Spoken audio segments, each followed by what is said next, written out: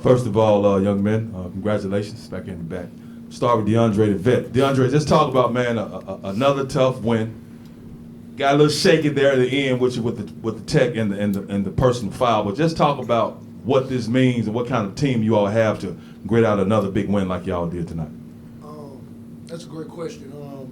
That was a huge team win, a gutsy win. I just felt like our team just getting closer and better as the season go on. But with Malcolm Dandridge being out and us just having depth and people coming off the bench ready to play, that was humongous. And like Coach said in the locker room, he felt like this was a better win of the season, so it was huge. Ms. Franklin, this is your second game being back. I know last game, your last presser, you said you were ready, but there's one thing about being in basketball shape and being in physical shape. So how close are you really being ready, both offensively and defensively, and what's your ceiling for on this team? I say I'm almost ready. It's gonna take a couple games to get back in that basketball shape. Just from playing in practice is not the same as being in a real game. So I say it's gonna take a couple games. You just gotta stay ready whenever your number's called. Like DeAndre said, like today we knew the bench was gonna have to be huge today with the people we had out. So I was just ready.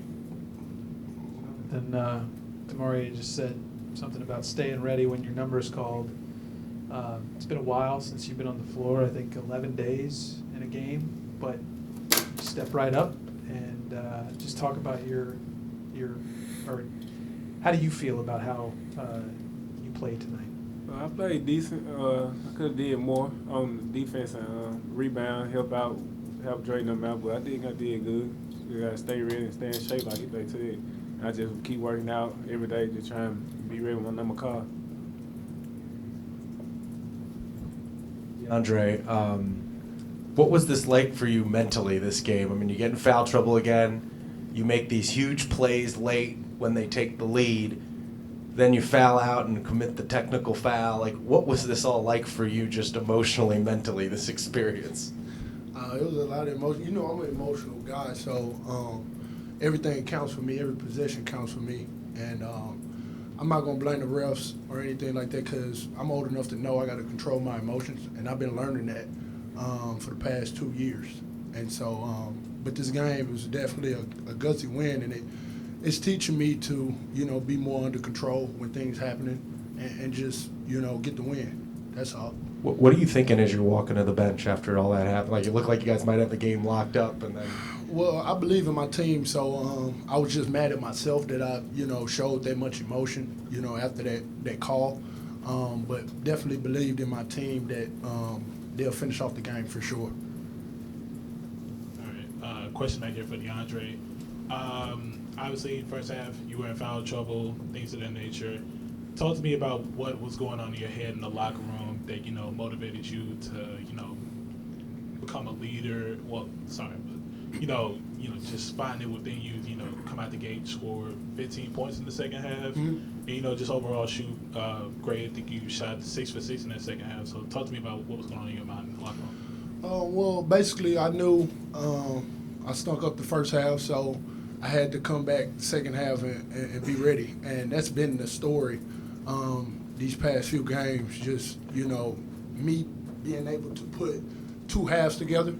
And so, I was just ready. And whatever I had to do to, get us to win, help the win, I was going to do that. If that was rebounding, that was scoring. I think I had 0 rebounds today, but I was scoring. So I did something to affect the game for sure.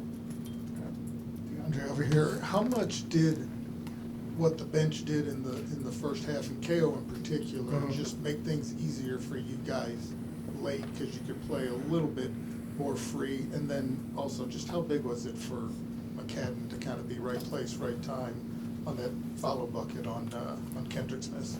It was huge, man, just to be there. Like I said, we was all ready and locked in for little plays and moments like that. And, for Elijah to get that tip back, that was humongous. And KO just being ready to play.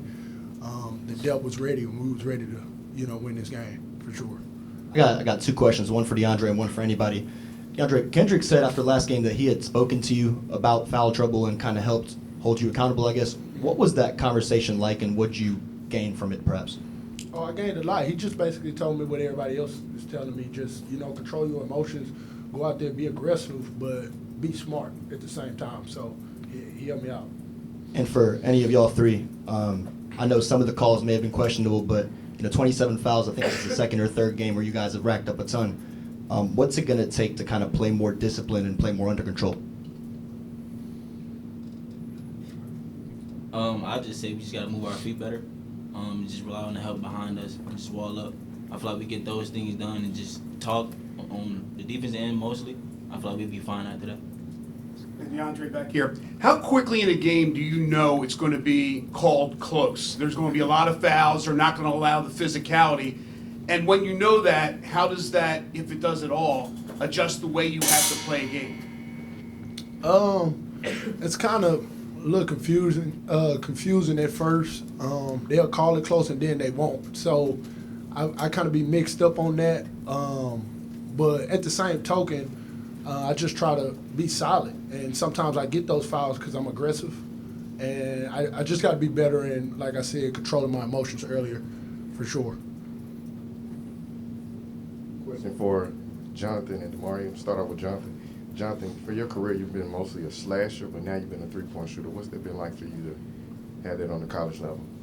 I just knew I had to space the floor out because they say we have a lot of shooters this year, but we had lost a lot of guys. So I just had, KD, he bring a lot of attention to him and Dre. So I just had to space the floor out, really.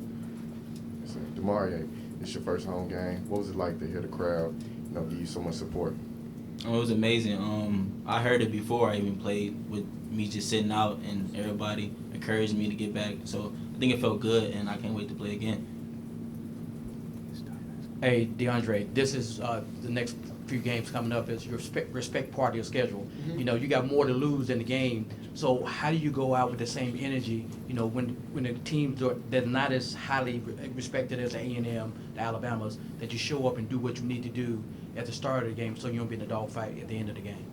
Well, we just keep that same firepower that we have now, that we rolling with. And, it starts in practice. Continue to compete with each other and listen to coach leadership because he has the blueprint. And just stay locked in as a team and as a whole. Damaria, he goes out with 2 fouls in the first half. I think it was 18-18. And y'all proceeded to score 19 of the next 25 points.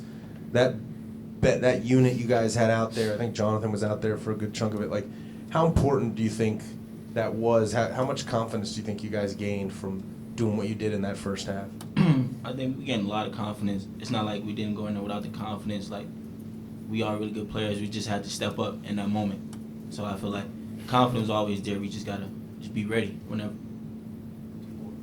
Johnathan, you posted on Twitter it's a marathon, not a sprint, earlier this week. Yeah. It was like a 100 emoji and an hourglass emoji.